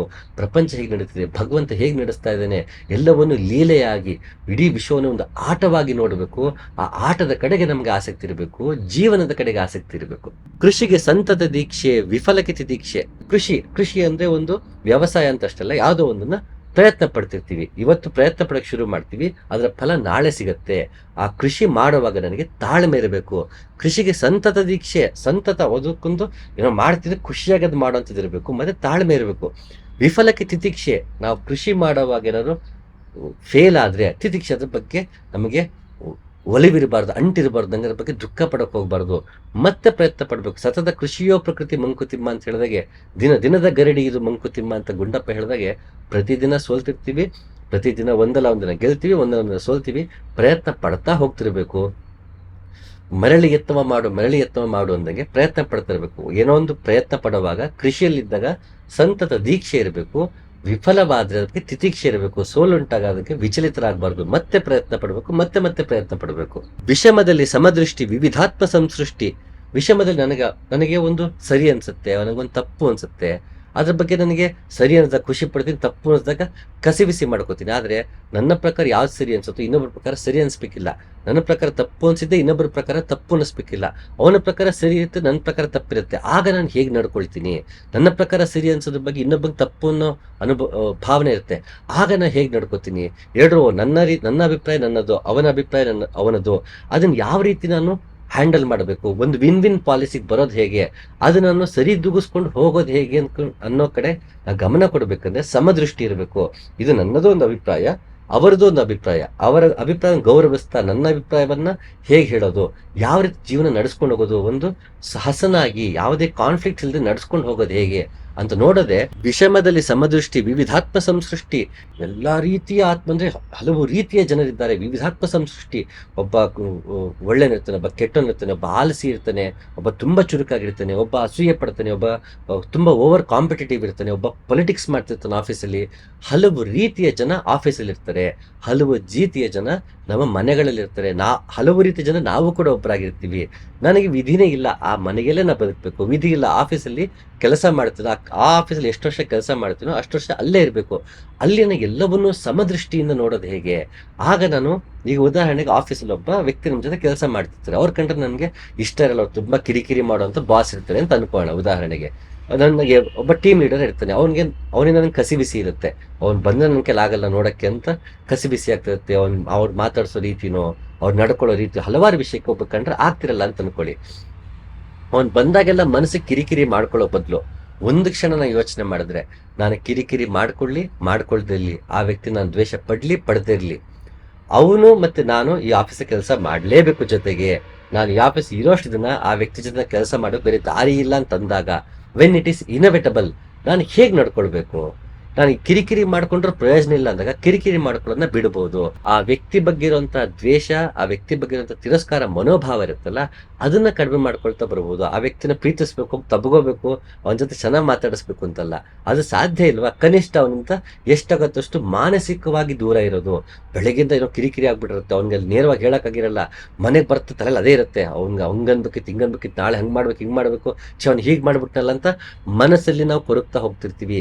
ಇದನ್ನ ತಡಿಬೇಕು ಅಂದ್ರೆ ವಿವಿಧಾತ್ಮ ಸಂಸೃಷ್ಟಿ ಎಲ್ಲ ರೀತಿಯ ಜನರು ಇದ್ದಾರೆ. ನಾ ಇಲ್ಲಿಂದ ತಪ್ಪಿಸ್ಕೊಂಡು ಹೋಗಕ್ ಸಾಧ್ಯ ಇಲ್ಲ. ಎಲ್ರೂ ನಾ ಹೇಳುವ ರೀತಿಯಲ್ಲೇ ನಡ್ಕೊಳ್ಬೇಕು ಅಂತಿಲ್ಲ. ಯಾವುದು ಸರಿ ಯಾವುದು ತಪ್ಪು ಅಂತ ನಾನು ಪಾಲಿಸ್ತೀನಿ ಅಷ್ಟೇ, ಎಲ್ರೂ ಪಾಲಿಸ್ಬೇಕು ಅಂತಿಲ್ಲ. ಎಲ್ರಿಗೂ ನಾನು ಹೇರೋದಕ್ಕಾಗಲ್ಲ. ಹಾಗಿದ್ದಾಗ ನಾನು ಅವರ ಜೊತೆ ಹೇಗಿರಬೇಕು, ನನ್ನ ಮನಸ್ಸನ್ನ ಅವರ ಜೊತೆ ಹೇಗೆ ವ್ಯವಹಾರದಲ್ಲಿ ಇಟ್ಕೊಳ್ಬೇಕು ಅಂತ ನನಗೆ ಗೊತ್ತಿರಬೇಕು. ವಿಷಮದಲ್ಲಿ ಸಮದೃಷ್ಟಿ, ವಿವಿಧಾತ್ಮ ಸಂಸೃಷ್ಟಿ, ಕುಶಲ ಸಾಧನೆಗಳಿವು ಮಂಕುತಿಮ್ಮ. ಹಾಗಾಗಿ ಇಂಥ ಒಂದು ವೈರಾಗ್ಯ ನಮಗೆ ತಾಳಬೇಕು. ಎಲ್ಲಾ ರೀತಿಯ ಭಾವನೆಗಳು ಬರ್ತಿದ್ದಾಗ ಆ ರಾಗಕ್ಕೆ, ಈ ರಾಗ ದ್ವೇಷಾದಿಗಳಿಗೆ ವಿರಾಗವಾಗಬೇಕು. ನಾನು ಅದಕ್ಕೆ ಅಂಟಿಕೊಳ್ಳಬಾರದು. ನನಗೇನೋ ಒಬ್ಬೊಮ್ಮೆ ಕೋಪ ಬಂತು, ಒಂದು ಕ್ಷಣ ತಡೆ ಹಿಡಿಯೋದು. ನನಗೊಬ್ಬನ ಮೇಲೆ ತುಂಬಾ ಆಕ್ರೋಶ ಬಂತು, ಒಬ್ಬನ ನೋಡಿ ನನಗೆ ಅಸೂಯೆ ಬಂತು, ಅದು ರಾಗ. ಆ ರಾಗದಿಂದ ನಾನು ವಿರಾಗನಾಗಬೇಕು, ಅದರಿಂದ ಡಿಸ್ಅಸೋಸಿಯೇಟ್ ಆಗಬೇಕು. ಈ ಭಾವನೆ ನನಗೆ ಬೇಕಾ? ಈ ಭಾವನೆ ಜೊತೆಗೆ ನಾನು ಎಂಗೇಜ್ ಆಗ್ಬೇಕಾ? ದುಃಖ ಆಗತ್ತೆ, ಇಲ್ಲ ಅಂತಲ್ಲ. ಮನುಷ್ಯನಿಗೆ ಒಬ್ಬನ ನೋಡಿದ್ರೆ ಕೋಪ ಬರುತ್ತೆ, ಇಲ್ಲ ಅಂತಲ್ಲ. ಆದ್ರೆ ಅದು ಬಂದಾಗ ಆ ಕೋಪವನ್ನು ಎಷ್ಟೊತ್ತು ಕ್ಯಾರಿ ಮಾಡಬೇಕು? ನಾನು ಅರ್ಧ ಗಂಟೆ ಕ್ಯಾರಿ ಮಾಡ್ತೀನ, 1 ಅವರ್ ಕ್ಯಾರಿ ಮಾಡ್ತೀನ, ಆಫೀಸಲ್ಲಿ ಇರೋರ್ಗೂ ಕ್ಯಾರಿ ಮಾಡ್ತೀನ, ಅವನ ಮೇಲೆ ಜೀವನ ಪೂರ್ತಿ ಅವನ ಮೇಲೆ ಕೋಪ ಇಟ್ಕೊಂಡು ಹಾಗೆ ಸಾಗಿಸ್ತೀನ? ಆ ಭಾವನೆಯನ್ನು ಎಷ್ಟು ದಿನ ಕ್ಯಾರಿ ಮಾಡ್ತೀನಿ? 1 ದಿನವಾ, 2 ದಿನವಾ, ತಿಂಗಳಂಗಟ್ಲೆನ, ಎಷ್ಟು ದಿನ ಕ್ಯಾರಿ ಮಾಡ್ತೀನಿ ಅನ್ನೋದ್ರ ಮೇಲೆ ಈ ರಾಗದಿಂದ ವಿರಾಗ ನಮ್ಗೆ ಸಾಧ್ಯ ಆಗತ್ತೆ. ಒಂದು ಕ್ಷಣ ಬರುತ್ತೆ, ಅದು ಒಂದೇ ಸಲಿಗೆ ರಾಗಗಳನ್ನ ಮೀರೋದಕ್ಕೆ ಸಾಧ್ಯ ಇಲ್ಲ ಮನುಷ್ಯನಿಗೆ. ಆ ರಾಗಗಳು ಮೂಡದೇ ಇರೋದಕ್ಕೂ ಸಾಧ್ಯ ಇಲ್ಲ. ಅದು ಮೂಡ್ತಿರುತ್ತೆ, ಅಭ್ಯಾಸದಿಂದವೇ ಸಾಧ್ಯ. ಹಾಗಾಗಿ ಈ 1 ದಿನ ಪೂರ್ತಿ ಮನುಷ್ಯನ ಕೋಪ ಇರುತ್ತೆ ಅಂತ ಅನ್ಕೊಳ್ಳಿ ಒಬ್ಬನಿಗೆ, ಅದನ್ನ ಅರ್ಧ ದಿನ ಇಳಿಸೋದಕ್ಕೆ ಪ್ರಯತ್ನ ಪಡಬೇಕು. ಅಲ್ಲಿಂದ ನಾವು 1 ಅವರ್ಗೆ ಇಳಿಸೋಕೆ ಪ್ರಯತ್ನ ಪಡಬೇಕು. ಹೀಗೆ ಪ್ರಯತ್ನ ಪಡ್ತಾ ಹೋಗೋದು. ಒಬ್ಬನಿಗೆ ಕೋಪ ಬಂದ ತಕ್ಷಣ ವ್ಯಕ್ತಪಡಿಸೋ ಅಭ್ಯಾಸ ಇರುತ್ತೆ. ಆಯ್ತು, ತಕ್ಷಣ ವ್ಯಕ್ತಪಡಿಸಿದ್ನ, ಬೈಗುಳ ಬಳಸಿದ್ನ, ಮೊದಲು ಬೈಗುಳಗಳನ್ನ ಕಡಿಮೆ ಮಾಡೋದು, ನಂತರ ಕೋಪದಿಂದ ಮಾತಾಡೋದನ್ನ ಕಡಿಮೆ ಮಾಡೋದು, ನೆಕ್ಸ್ಟು ಕೋಪನ ವ್ಯಕ್ತಪಡಿಸೋದನ್ನ ಡಿಲೇ ಮಾಡೋದು. ನಾನು ಈಗಲೇ ಹೇಳೋದನ್ನ ಅರ್ಧ ಗಂಟೆ ಬಿಟ್ಟು ಹೇಳ್ತೀನಿ, 1 ಅವರ್ ಬಿಟ್ಟು ಹೇಳ್ತೀನಿ. ನಾನು ಕೋಪ ಆ ರೀತಿ ಅಭ್ಯಾಸ ಮಾಡ್ಕೊಳ್ತಾ ಹೋದಾಗ, ಕೋಪ ಬಂದಾಗ 1 ನಿಮಿಷ ಮೌನವನ್ನ ತಾಳದಾಗ ತಾನಾಗೆ ಅಭ್ಯಾಸ ಆಗ್ತಾ ಹೋಗುತ್ತೆ. ಇದು ನಾವಾಗೆ ಅಡಾಪ್ಟ್ ಮಾಡ್ಕೋಬೇಕ್ರಿ. ಇದಕ್ಕೆ ಬೇಕಿರೋದು ವೈರಾಗ್ಯಕ್ಕೆ ಒಂದು ಸಮಾಧಾನ, ತಾಳ್ಮೆಯಿಂದ ಇರುವುದು. ಹೊರಗೆ ಲೋಕಾಸಕ್ತಿ, ಒಳಗೆ ಸಕಲ ವಿರಕ್ತಿ, ಹೊರಗೆ ಕಾರ್ಯಧ್ಯಾನ, ಒಳಗೆ ಉದಾಸೀನ, ಹೊರಗೆ ಸಂಸ್ಕೃತಿ ಭಾರ, ಒಳಗದರ ತಾತ್ಸಾರ, ವರಯೋಗ ಮಾರ್ಗವಿದು ಮಂಕುತಿಮ್ಮ. ಹೊರಗೆ ಲೋಕಾಸಕ್ತಿ ಇರಬೇಕು, ಎಲ್ಲದರಲ್ಲೂ ಆಸಕ್ತಿನ ಚಟುವಟಿಕೆಯಿಂದ ಪಾಲ್ಗೊಳ್ಬೇಕು. ಆದ್ರೆ ಅದಕ್ಕೆ ಮನಸ್ಸಿಂದ ನಾವು ಅಂಟ್ಕೊಳ್ಬಾರ್ದು. ಹೊರಗೆ ಲೋಕಾಸಕ್ತಿ, ಒಳಗೆ ಸಕಲ ವಿರಕ್ತಿ, ಅದ್ರ ಬಗ್ಗೆ ನಾವು ಅಂಟ್ಕೊಂಡಿರಬಾರ್ದು. ರಾಗ ದ್ವೇಷಾದಿಗಳಿಂದ ನಾವು ಹೊರಗೆ ಲೋಕ ಜೊತೆ ವ್ಯವಹರಿಸಬಾರ್ದು. ಹೊರಗೆ ಭಾವನೆಗಳನ್ನ ಪಕ್ಕಕ್ಕಿಟ್ಟು ಕರ್ತವ್ಯದಂತ ನಡಿಬೇಕು. ಹೊರಗೆ ಲೋಕಾಸಕ್ತಿ, ಯಾಕಂದ್ರೆ ಇದು ವೈರಾಗ್ಯ. ರಾಗ ದ್ವೇಷಾದಿಗಳನ್ನ ಮೀರುವುದು ವೈರಾಗ್ಯ ಹೊರತು ಸ್ನೇಹವನ್ನೇ ತೊರೆದು, ಸಂಸಾರವನ್ನೇ ತೊರೆದು ಹೋಗುವುದು ವೈರಾಗ್ಯ ಅಲ್ಲದೆ ಇರುವುದರಿಂದ ನಾವು ಹೊರಗೆ ಲೋಕಾಸಕ್ತಿ ಇಟ್ಕೋಬೇಕು, ಒಳಗೆ ಸಕಲ ವಿರಕ್ತಿ, ಹೊರಗೆ ಕಾರ್ಯ ಧ್ಯಾನ, ಒಳಗೆ ಉದಾಸೀನ. ನನಗೊಂದು ಆಫೀಸಲ್ಲಿ ಕೆಲಸ ಕೊಟ್ಟಿದ್ರೆ ಅದನ್ನ ಅಚ್ಚುಕಟ್ಟಾಗಿ ಮುಗಿಸೋದು ಅಷ್ಟೇ ಇರಬೇಕು.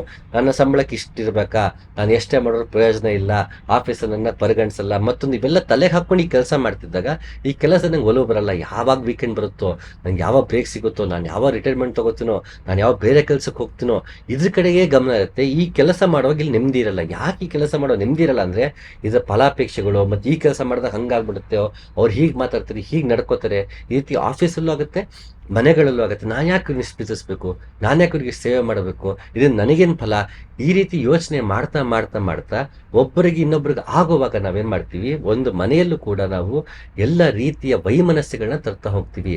ಇದನ್ನು ಬಿಡಬೇಕಂದ್ರೆ ಹೊರಗೆ ಲೋಕಾಸಕ್ತಿ, ಒಳಗೆ ಸಕಲ ವಿರಕ್ತಿ, ಹೊರಗೆ ಕಾರ್ಯಧ್ಯಾನ, ಒಳಗೆ ಉದಾಸೀನ. ನನ್ನ ಕರ್ತವ್ಯ ಏನಿದೆ, ಮಗನಾಗಿ, ಹೆಂಡತಿಯಾಗಿ, ತಂದೆಯಾಗಿ, ಅಮ್ಮನಾಗಿ ನನ್ನ ಕರ್ತವ್ಯ ಏನಿದೆ ಅದನ್ನು ಮಾಡ್ತಾ ಹೋಗೋಣ. ಅದ್ರ ಕಡೆ ಗಮನ ಕೊಡಬೇಕು, ಅದ್ರ ಕಡೆ ಕಾರ್ಯದ ಕಡೆ ಗಮನ ಇರಬೇಕು, ಒಳಗೆ ಅದ್ರ ಬಗ್ಗೆ ಉದಾಸೀನತೆ ಇರಬೇಕು. ಹೊರಗೆ ಸಂಸ್ಕೃತಿ ಭಾರ, ಹೊರಗದರ ತಾತ್ಸಾರ, ವರಯೋಗ ಮಾರ್ಗವಿದು ಮಂಕುತಿಮ್ಮ. ಹೊರಗೆ ಸಂಸ್ಕೃತಿ ಭಾರ, ನನಗದ್ರ ಬಗ್ಗೆ ನನ್ನ ಜವಾಬ್ದಾರಿಗಳ ಬಗ್ಗೆ ಎಲ್ಲ ಅರಿವಿರಬೇಕು, ಅರಿವಿಟ್ಕೊಂಡು ನಾನು ಬದುಕಬೇಕು. ಒಳಗದರ ತಾತ್ಸಾರ, ಆದರೆ ನಾನೇ ಮಾಡಿದೆ, ನಾನು ತಂದೆಯಾಗಿ ಇದನ್ನು ಮಾಡ್ತಿದ್ದೀನಿ, ನಾನು ಮಗನಾಗಿ ಇಷ್ಟು ಮಾಡ್ತಿದ್ದೀನಿ, ಇದರ ಬಗ್ಗೆ ಇರಬಾರ್ದು. ಅದ್ರ ಬಗ್ಗೆ ತಾತ್ಸಾರ ಇರಬೇಕು. ನನ್ನ ಜವಾಬ್ದಾರಿ ನಾನು ಮಾಡಲೇಬೇಕು, ಆ ಜವಾಬ್ದಾರಿಯಿಂದ ವಿಮುಕ್ತನಾಗಬಾರ್ದು, ಅಥವಾ ಜವಾಬ್ದಾರಿ ನಾನು ನಿಭಾಯಿಸಿದೀನೋ ಅಹಂಕಾರವೂ ಬರಬಾರ್ದು. ಇದೇ ನಿಜವಾದ ಯೋಗ ಮಾರ್ಗದಲ್ಲಿ ವರ ಅಂತ ಇಲ್ಲಿ ಗುಂಡಪ್ಪ ನಮ್ಗೆ ಹೇಳ್ತಾ ಇದ್ದಾರೆ. ಹಾಗೆ ಮತ್ತೊಂದು ಕಗ್ಗದಲ್ಲಿ ಹೇಳ್ತಾರೆ, ಬಿಟ್ಟನೆಲ್ಲವನೆಂಬ ಹೃದಯ ಶೋಷಣೆ ಬೇಡ, ಕಟ್ಟಿಕೊಳ್ಳುವ ಶಿರಃ ಪೀಡಿಯುಂ ಬೇಡ, ತೊಟ್ಟು ನಿರಹಂಕೃತಿಯ ಕವಚವನ್ನು ನೀಂಪೋರು, ಮುಟ್ಟದಿಳೆಯಸಿ ನಿನ್ನ ಮಂಕುತಿಮ್ಮ. ಎಲ್ಲಾನು ಬಿಟ್ಬಿಡ್ತೀನಿ ಅನ್ನೋ ಹೃದಯ ಶೋಷಣೆನೂ ಬೇಡವಂತೆ, ಎಲ್ಲಾನು ಮೈಮೇಲೆ ಹಾಕೋತೀನಿ ಅಂತ ಶಿರಃ ಪೀಡಿಯುಂ ಬೇಡವಂತೆ. ಅಂದ್ರೆ ಯಾವುದನ್ನು ಅತಿ ಮಾಡಬೇಡಿ, ಎಲ್ಲಾನು ಮೈಮೇಲೆ ಹಾಕೊಂಡ್ಬಿಡೋದು, ಮನೆಗೆ ಎಲ್ಲಾನು ಬಿಟ್ಬಿಡೋದು. ನಾವು ಮನೆ ಕೆಲವರು ಇರ್ತಾರೆ, ಮನೇಲಿ ನೋಡಿರ್ತೀರ, ಎಲ್ಲ ನಾನೇ ಮಾಡ್ತಿದ್ದೀನಿ, ಬರೀ ಯಾರು ಮಾಡಲ್ಲ ಅಂತ ಅನ್ನೋರು ಪ್ರತಿ ಮನೇಲಿ ಇರ್ತಾರೆ.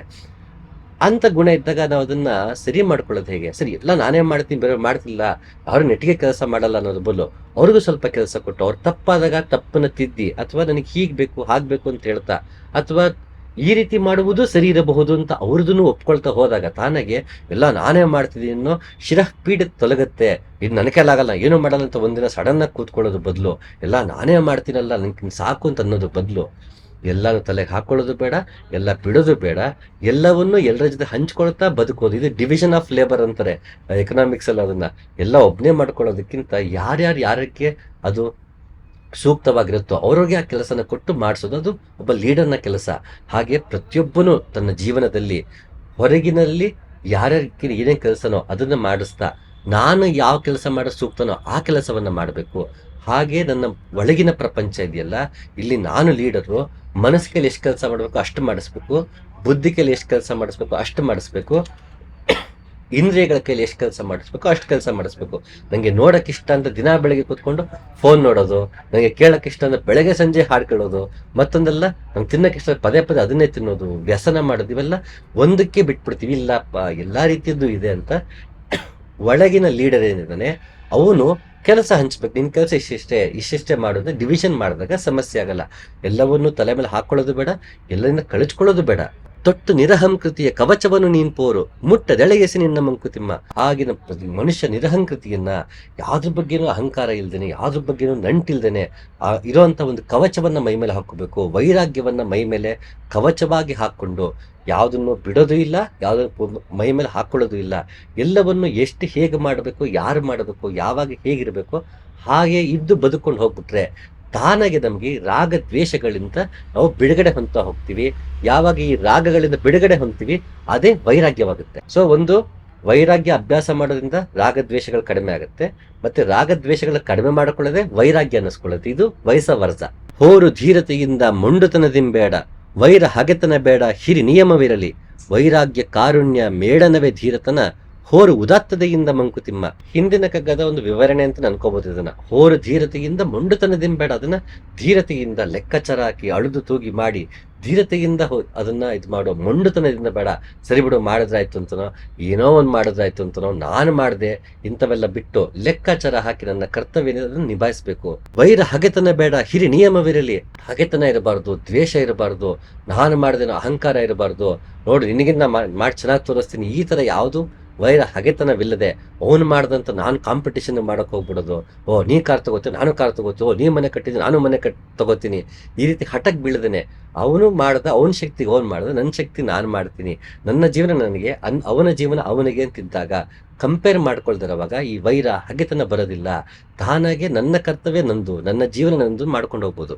ವೈರಾಗ್ಯ ಕಾರುಣ್ಯ ಮೇಳನವೇ ಧೀರತನ, ಹೋರು ಉದಾತ್ತತೆಯಿಂದ ಮಂಕುತಿಮ್ಮ. ಹೋರು ಧೀರತನದಿಂದ ಅಂತಂದ್ರು, ಬಟ್ ಧೀರತನ ಯಾವುದು ಅಂದ್ರೆ ವೈರಾಗ್ಯ ಮತ್ತೆ ಕಾರುಣ್ಯ. ಎಲ್ಲಿ ವೈರಾಗ್ಯ ಮತ್ತೆ ಕಾರುಣ್ಯ ಸೇರಿರುತ್ತೋ ಅದೇ ಧೀರತನ. ಧೀರತನ ಅಂದ್ರೆ ರೋಷದಿಂದ ಹೋಗೋದು, ಶಕ್ತಿಯಿಂದ ಹೋಗೋದು ಅಂತಲ್ಲ. ಅಲ್ಲಿ ವೈರಾಗ್ಯ ಮತ್ತೆ ಕಾರುಣ್ಯ ಇರಬೇಕು. ಅಂದ್ರೆ ರಾಗ ದ್ವೇಷಗಳನ್ನು ಬಿಟ್ಟು ನಾನು ಮಾಡ್ತಿದ್ದೀನಿ ಅಂತನೋ, ಅಯ್ಯೋ ನಾನ್ಯಾಕಪ್ಪ ಮಾಡಬೇಕು ಅಂತನೋ, ನಾನೊಬ್ಬನೇ ಮಾಡ್ಬೇಕಾ ಅಂತನೋ, ಇಷ್ಟು ಮಾಡಿ ಏನ್ ಪ್ರಯೋಜನ, ಇಂಥವೆಲ್ಲವನ್ನು ಬಿಟ್ಟು ಹೋರು ಧೀರತೆಯಿಂದ ಮುಂಡುತನದಿಂದ ಬೇಡ, ನಿನ್ನ ಕರ್ತವ್ಯಗಳನ್ನ ನಿನ್ನ ವರ್ಣಾಶ್ರಮಗಳಲ್ಲಿ ಇದ್ದುಕೊಂಡು ಅಂದ್ರೆ ನಿಮ್ಮ ಕಾಯಕಗಳನ್ನ ಮಾಡ್ಕೊಂಡು ಅಂತ ಹಿಂದಿನ ಶ್ಲೋಕದಲ್ಲಿ ನೋಡಿದ್ವಿ ಅಪರೋಕ್ಷ ಅನುಭೂತಿಯಲ್ಲಿ. ಹಾಗೆ ನನ್ನ ಕರ್ಮದ ಫಲಗಳ ತೊರೆದು ನಾವು ಕರ್ಮ ಮಾಡಬೇಕು ಅಂತ ಆಗ್ಬೇಕು ಅಂದ್ರೆ ಅದಕ್ಕೆ ಯಾವಾಗ ಸಾಧ್ಯ ಅಂದ್ರೆ ನಾನು ರಾಗದ್ವೇಷಗಳನ್ನ ಬಿಡಬೇಕು, ವೈರ ಹಗೆತನಗಳನ್ನ ಬಿಡಬೇಕು. ನಾನು ಯಾವಾಗ ರಾಗದ್ವೇಷಾದಿಗಳಿಂದ ದೂರ ಆಗ್ತೀನಿ, ತಾನಾಗೆ ಕರ್ಮದ ಉಂಟಾಗೋ ಫಲದ ಬಗ್ಗೆ ಆಸಕ್ತಿ ಕಡಿಮೆ ಆಗ್ತಾ ಹೋಗುತ್ತೆ. ನಾವು ಕರ್ಮದ ಫಲವನ್ನ ತೊರೆದು ನಾನು ಕರ್ಮ ಮಾಡಬೇಕು ಅಂದ್ರೆ ಅದು ಯಾವಾಗ ಸಾಧ್ಯ ಅಂದ್ರೆ ರಾಗದ್ವೇಷಾದಿಗಳಿಂದ ನಾನು ವಿಮುಕ್ತನಾಗಿ ಅದರಿಂದ ದೂರನಾಗಿ ನಾನು ಕರ್ಮವನ್ನು ಮಾಡಬೇಕು. ಹಾಗಾಗಿ ಹೋರು ಧೀರತನದಿಂದ ಅಂದ್ರೆ ಧೀರತನ ಯಾವ್ದಿಂದ ಬರುತ್ತೆ? ವೈರಾಗ್ಯ ಮತ್ತೆ ಕಾರುಣ್ಯ. ಎಲ್ಲರ ಹಿತಕ್ಕಾಗಿ ವೈರಾಗ್ಯ ರಾಗದ್ವೇಷಗಳು ಬಿಡೋದಂದ್ರೆ ಕಾರುಣ್ಯ ಎಲ್ಲರ ಹಿತಕ್ಕಾಗಿ ನನ್ನ ಕರ್ಮ ಇರಬೇಕು, ಬರೀ ನನ್ನ ಹಿತಕ್ಕಾಗಿ ಮಾತ್ರ ಅಲ್ಲ. ನಾವೊಂದು ಸಂಪಾದನೆ ಮಾಡೋದಿರ್ಬೋದು, ಮನೆ ಕಟ್ಟೋದಿರ್ಬೋದು, ಇನ್ನೊಬ್ಬರಿಗೆ ಒಳಿತಾಗೋದಿರ್ಬೋದು, ನಾನು ತಿಳ್ಕೊಳ್ಳೋ ಜ್ಞಾನ ಇರ್ಬೋದು, ನನ್ನಲ್ಲಿರುವ ಪಾಂಡಿತ್ಯ ಇರ್ಬೋದು, ನನ್ನಲ್ಲಿರುವ ಸಂಪತ್ತಿರ್ಬೋದು, ಇವೆಲ್ಲವೂ ಇನ್ನೊಬ್ಬರ ಒಳಿತಿಗಾಗಿ, ಹೆಂಡತಿ ಮಕ್ಕಳು ಅಷ್ಟೇ ಅಲ್ಲದೆ ಗೆಳೆಯರಿಗೆ, ಸಮಾಜಕ್ಕೆ ಇನ್ನೊಬ್ಬರ ಒಳಿತಿಗಾಗಿ ಬಳಸುವುದು ಕಾರುಣ್ಯ. ಹಾಗಾಗಿ ಧೀರತನ ಯಾವುದು ಅಂದ್ರೆ ವೈರಾಗ್ಯ ಮತ್ತೆ ಕಾರುಣ್ಯ ಜೊತೆಗೆ ಸೇರಿರುತ್ತಲ್ಲ ಅದು ಧೀರತನ ಅಂತ ಇಲ್ಲಿ ಗುಂಡಪ್ಪ ಹೇಳ್ತಾ ಇದಾರೆ. ಅಂತಾನು ಮಿಂತಾನು ಮೆಂತ ನಿನಗಾದಂತೆ ಶಾಂತಿಯನೆ ನೀನರಸು ಮನ ಕೆರಳಿದಂದು ಸಂತ ಬಿಡುತ್ತೊಮ್ಮೆ ಶಿಕ್ಷಿಸು ತೊಮ್ಮೆ ಶಿಶುವೆಂದು ಸ್ವಾಂತಮಂ ತಿದ್ದುತ್ತಿರು ಮಂಕುತಿಮ್ಮ. ಬದುಕು ಹಂಗಾಯ್ತು ಹಿಂಗಾಯ್ತು ಅಂತೆಲ್ಲ ಯೋಚನೆ ಮಾಡ್ದೇನೆ ಅಂತಾನು ಮಿಂತಾನು ಮೆಂತ ನಿನಗಾದಂತೆ ಜೀವನದಲ್ಲಿ ಏನ್ ಬೇಕಾದ್ರೂ ಆಗ್ತಿರ್ಲಿ, ಶಾಂತಿಯನೆ ನೀನರಸು ಮನ ಕೆರಳಿದಂದು. ನನಗೆ ಮನಸ್ಸು ದುಃಖ ಆದಾಗ, ಕೋಪ ಆದಾಗ, ಮತ್ತೊಂದಾದಾಗ, ಅಹಿತಕರವಾದಾಗ ಶಾಂತಿಯನ್ನೇ ಅರಸ್ಬೇಕಂತೆ, ಮತ್ತಿನ್ನೇನು ಬೇಡಪ್ಪ. ಆ ಶಾಂತಿಯನ್ನ ಮನಸ್ಸಲ್ಲಿ ಶಾಂತಿಯನ್ನ ಕಾಪಾಡಿಕೊಂಡಾಗ, ಉದಾಹರಣೆಗೆ ಒಬ್ಬರ ಮೇಲೆ ಕೋಪ ಬರುತ್ತೆ, ಅದನ್ನು ವ್ಯಕ್ತಪಡಿಸೋ ರೀತಿ ಹೇಗೆ? ಆ ಕೋಪ ದ್ವೇಷವಾಗಿ ಪರಿವರ್ತನೆ ಆಗ್ತಿದ್ಯಾ? ಒಬ್ಬರ ಮೇಲೆ ಪ್ರೀತಿ ಉಂಟಾಗತ್ತೆ, ಅದು ವ್ಯಾಮೋಹವಾಗಿ ಪರಿವರ್ತನೆ ಆಗ್ತಿದ್ಯಾ? ಬರೀ ಕೋಪದಿಂದನೇ ಬರೀ ಇದಾಗತ್ತೆ, ಅನಾಹುತ ಆಗತ್ತೆ ಅಂತಲ್ಲ. ಒಬ್ಬರ ಮೇಲೆ ಪ್ರೀತಿಯೂ ಅನಾಹುತವಾಗತ್ತೆ ಯಾವಾಗ ಪ್ರೀತಿ ಮೋಹವಾಗಿ ಪರಿವರ್ತನೆ ಆದಾಗ, ವಾತ್ಸಲ್ಯವಾಗಿ ಪರಿವರ್ತನೆ ಆದಾಗ, ಮಮಕಾರವಾಗಿ ಪರಿವರ್ತನೆ ಆದಾಗ. ಅದು ವ್ಯಕ್ತಿ, ವಿಷಯ, ವಸ್ತು ಯಾವುದೇ ಆಗಿರ್ಬೋದು. ಒಂದು ವಸ್ತು ನಮ್ಮ ಹತ್ರ ಇರುತ್ತೆ, ಅದ್ರ ಬಗ್ಗೆ ಪ್ರೀತಿಯಿಂದ ವ್ಯಾಮೋಹ ಆಗ್ಬಿಟ್ರೆ, ಪ್ರೀತಿ ಹೋಗಿ ವ್ಯಾಮೋಹವಾಗಿ ಬೆಳೆದ್ರೆ ಅದನ್ನ ಕಳ್ಕೊಂಡಾಗ ದುಃಖ ಆಗತ್ತೆ, ಮತ್ತೊಬ್ಬ ಬಳಸಿದಾಗ ದುಃಖ ಆಗತ್ತೆ. ನಮ್ಗೆ ಗೊತ್ತಿಲ್ಲ, ಇನ್ನೊಬ್ಬದನ್ನ ಹಾಳು ಮಾಡಿದಾಗ್ಲೋ ಅದು ನಾವು ಆ ವಸ್ತುನ ಹಾಳು ಮಾಡಿದಾಗ್ಲೋ ನನಗೆ ತುಂಬಾ ದುಃಖ ಆಗತ್ತೆ. ಯಾರಾದ್ರೂ ಬೇರೆಯವ್ರದನ್ನ ಹಾಳು ಮಾಡಿಬಿಟ್ರೆ ಅವನ ಮೇಲೆ ನಮ್ಗೆ ದ್ವೇಷ ಬರುತ್ತೆ, ಕೋಪಕ್ಕಿಂತ ದ್ವೇಷ ಹೆಚ್ಚಾಗತ್ತೆ. ಈ ಕೋಪ ಬರೋದಕ್ಕೆ ಕೊನೆಗೆ ವ್ಯಾಮೋಹ ಕಾರಣ. ವ್ಯಾಮೋಹ ಎಲ್ಲಿಂದ ಉಂಟಾಗತ್ತೆ? ಪ್ರೀತಿಯಿಂದ ಉಂಟಾಗತ್ತೆ. ಈ ಪ್ರೀತಿಗೆ ನಾವು ಎಷ್ಟು ಅಂಟ್ಕೊಳ್ತೀವಿ, ಅಲ್ಲಿ ಉಂಟಾಗುವ ಸುಖಕ್ಕೆ, ಅಲ್ಲಿ ಉಂಟಾಗುವಂತಹ ಸಂತೋಷಕ್ಕೆ ಇದು ರಾಗ. ಪ್ರೀತಿಯಿಂದ ಬರುವಂಥದ್ದು ಸುಖ ಮತ್ತೆ ಸಂತೋಷ, ಇದು ರಾಗಗಳು. ಪ್ರೀತಿ ಭಾವ ಆದ್ರೆ ಇದು ರಾಗ. ಈ ರಾಗಗಳಿಂದ ನಾವು ಬಿಡುಗಡೆಗೊಂಡಾಗ ಬರೀ ಪ್ರೀತಿಸ್ಬೋದು, ಈ ರಾಗಗಳಿಲ್ಲದೆ ಪ್ರೀತಿಸ್ಬೋದು, ಅದು ಸಾಧ್ಯ ಇದೆ. ಯಾವಾಗ ನಾವು ರಾಗದ್ವೇಷಗಳನ್ನ ಬಿಟ್ಟು ಪ್ರೀತಿಸ್ತೀವಿ ಆಗ ನನಗೆ ವ್ಯಾಮೋಹ ಬರಲ್ಲ. ಅದು ಹತ್ರ ಇದ್ದಾಗ ಖುಷಿ ಸಿಗುತ್ತೆ, ದೂರ ಇದ್ದಾಗ ನನ್ಗೆ ದುಃಖ ಆಗತ್ತೆ. ಅದು ವಸ್ತು ಇರ್ಬೋದು, ವ್ಯಕ್ತಿ ಇರ್ಬೋದು, ವಿಷಯ ಇರ್ಬೋದು. ಅದಕ್ಕೆ ವ್ಯಾಮೋಹ ಒಳಗಾದಾಗ ನಮ್ಮ ಜೊತೆಗಿದ್ದ ಮಾತ್ರ ನಮಗೆ ಖುಷಿ, ನಮ್ಮಿಂದ ದೂರ ಆದಾಗ ದುಃಖ ಆಗತ್ತೆ. ಯಾವಾಗ ವ್ಯಾಮೋಹ ಕಳ್ಕೊತೀವಿ, ಆ ವಸ್ತು ನಮ್ಮ ಜೊತೆಗೆ ಇರ್ಲಿ ಇಲ್ಲದೆ ಇರ್ಲಿ, ಆಗ ನಮ್ಗೆ ದುಃಖ ಆಗಲ್ಲ. ಅದನ್ನ ಕಳ್ಕೊಂಡಾಗ, ಯಾರಿಂದ ಕಳೆದುಕೊಂಡಲ್ಪಟ್ಟವೋ ಆಗ ಅವ್ರ ಮೇಲೂ ನಮಗೆ ಕೋಪ ಬರಲ್ಲ, ದ್ವೇಷ ಬರಲ್ಲ, ಎಲ್ಲರಲ್ಲೂ ಸಮಭಾವ ನಮಗೆ ಮೂಡೋದಕ್ಕೆ ಸಾಧ್ಯ. ಹಾಗಾಗಿ ಶಾಂತಿಯನ್ನು ನೀನರಸು ಮನ ಕೆರಳಿದಂದು. ಮನಸ್ಸು ಯಾವಾಗೆಲ್ಲ ಕೆರಳುತ್ತೋ, ಅದು ಖುಷಿಯಿಂದ ಕೆರಳಲಿ, ದುಃಖದಿಂದ ಕೆರಳಲಿ, ಅದು ಪ್ರೀತಿಯಿಂದ ಕೆರಳಲಿ, ದ್ವೇಷದಿಂದ ಕೆರಳಲಿ, ಆಗ ನಾವು ಶಾಂತಿಯನ್ನ ಅರಸ್ಬೇಕು. ನನಗೆ ಮನಸ್ಸನ್ನ ತಿಳಿಯಾಗಿಟ್ಕೊಳ್ಬೇಕು. ಆ ಒಂದು ಕೆರಳದಾಗ ಅದರ ಹಿಂದೆಯೇ ಆ ರಾಗದ ತಕ್ಕಂಗೆ ಪ್ರೀತಿ ಬಂದಾಗ ವ್ಯಾಮೋಹ, ಕೋಪ ಬಂದಾಗ ದ್ವೇಷ, ಇದು ರಾಗ ಆಗತ್ತೆ. ಇದು ಪ್ರೀತಿ ಮತ್ತೆ ಕೋಪ ಭಾವನೆ ಆದ್ರೆ ಇದು ರಾಗ ಆಗ್ಬಿಡುತ್ತೆ. ಅಂತಹ ದ್ವೇಷ ಮತ್ತೆ ವ್ಯಾಮೋಹವನ್ನ ತೊರಿಬೇಕು. ಸಂತತ ಬಿಡುತ್ತೊಮ್ಮೆ ಶಿಕ್ಷಿಸು ತೊಮ್ಮೆ ಶಿಶುವೆಂದು ಸ್ವಾಂತಮಂ ತಿದ್ದುತ್ತಿರೋ ಮಂಕುತಿಮ್ಮ. ನಮ್ಮ ಮನಸ್ಸನ್ನ ಮಗುವಿನಂತೆ ನೋಡ್ತಾ ಅದು ಅವಾಗವ ತಪ್ಪು ಮಾಡ್ತಿರುತ್ತೆ. ಅದನ್ನ ಕೆಲವು ಸಲ ಮಕ್ಳಿಗೆ ಏನ್ ಮಾಡ್ತೀವಿ, ತಿದ್ದು ಹೇಳ್ತೀವಿ. ಕೆಲವು ಸಲ ಶಿಕ್ಷಿಸಿ ಅಂದ್ರೆ ಹೊಡೆದು ಬಡ್ದು ಮಾಡೋನು. ಈ ಸರಿ ನಿನ್ಗೆ ಸೈಕಲ್ ಕೊಡ್ಸಲ್ಲ, ಈ ವಾರ ನಿನ್ನ ಆಚೆ ಕರ್ಕೊಂಡು ಹೋಗಲ್ಲ ಅಂತ ಮಕ್ಳಿಗೆಲ್ಲ ಕಂಡೀಷನ್ ಆಗ್ತಾರಲ್ಲ. ನೀ ಈ ಸಲ ಹೀಗೆ ಮಾಡಿದ್ದೆ, ಹಾಗೆ ಮಾಡಲ್ಲ, ನೀ ಈ ಸಲ ಚೆನ್ನಾಗಿ ಪಾಸ್ ಮಾಡ್ರಿ, ಇಂಥದ್ದು ಕೊಡಿಸ್ತೀನಿ ಅಂತ ಅದಕ್ಕೆ ರಿವಾರ್ಡು ಕೊಡ್ತಾರೆ. ಇಂಥದ್ದು ಮಾಡಿಲ್ಲ ಅಂದಾಗ ಪನಿಷು ಮಾಡ್ತಾರೆ. ಅದೇ ರೀತಿ ನಮ್ಮ ಮನಸ್ಸನ್ನು ಕೂಡ, ನಮ್ಮನ್ನು ಕೂಡ ಮಗುವಂತ ತಿಳಿದು ಅದಕ್ಕೆ ಆಗಾಗ ಅದಕ್ಕೆ ರಿವಾರ್ಡ್ ಕೊಡ್ತಾ, ಆಗಾಗ ಅದಕ್ಕೆ ಶಿಕ್ಷೆ ಕೊಡ್ತಾ, ಆಗಾಗ ಅದನ್ನು ತಿದ್ದುತ್ತಾ ನಾವು ನಡ್ಕೊಂಡೋದ್ರೆ ತಾನಾಗೆ ನಮ್ಮಲ್ಲಿ ವೈರಾಗ್ಯ ಮೂಡುತ್ತೆ. ಮತ್ತು ಯಾವಾಗ ವೈರಾಗ್ಯ ಮೂಡ್ತಾ ಹೋಗುತ್ತೋ ಈ ರೀತಿ ತಿದ್ದುಕೊಳ್ಳೋಕ್ಕೂ ಸಾಧ್ಯ ಆಗತ್ತೆ. ಇದು ಅಭ್ಯಾಸದಿಂದ ಬರುವುದು ವೈರಾಗ್ಯ. ಅದೊಂದು ಬರೀ ಭಾವನೆ ಅಲ್ಲ, ನನಗೇನು ಬೇಡಪ್ಪ ಅನ್ನೋದು ಭಾವನೆ ಅಲ್ಲ, ಇದು ಅಭ್ಯಾಸದಿಂದ ಮೂಡುವಂಥದ್ದು. ವೈರಾಗ್ಯ ಅಂದ್ರೆ ಸನ್ಯಾಸ ಅಲ್ಲ, ಎಲ್ಲವನ್ನು ತೊರೆದು ಹೋಗುವುದು ವೈರಾಗ್ಯ ಅಲ್ಲದು ಪರಿವ್ರಾಜಕ. ಹಾಗಾಗಿ ಪ್ರಪಂಚದಲ್ಲಿ ಇದ್ಕೊಂಡು ನಮ್ಮ ಜವಾಬ್ದಾರಿಗಳನ್ನ ನಿಭಾಯಿಸ್ತಾ ಕರ್ಮದ ಫಲವನ್ನ ಭಗವಂತನಿಗೆ ಅರ್ಪಿಸ್ತಾ ನಾವು ಹೋದಾಗ ನಮಗೆ ಸಾಧನ ಚತುಷ್ಟಯ ಸಿಗತ್ತೆ. ಅದರಲ್ಲಿ ವೈರಾಗ್ಯ, ವಿವೇಕ, ವೈರಾಗ್ಯ, ಷಡ್ ಸಂಪತ್ತು ಮತ್ತೆ ಮುಮುಕ್ಷುತ್ವ, ಇದೆಲ್ಲ ಇವತ್ತು ವಿವೇಕನ ನೋಡಾಗಿದೆ. ನಾಳೆ ಮುಂದಿನ ಶ್ಲೋಕದಲ್ಲಿ ಏನ್ ಹೇಳ್ತಾರೆ ಶಂಕರಾಚಾರ್ಯ ಅಂತ ನೋಡೋಣ. ನಮಸ್ಕಾರ.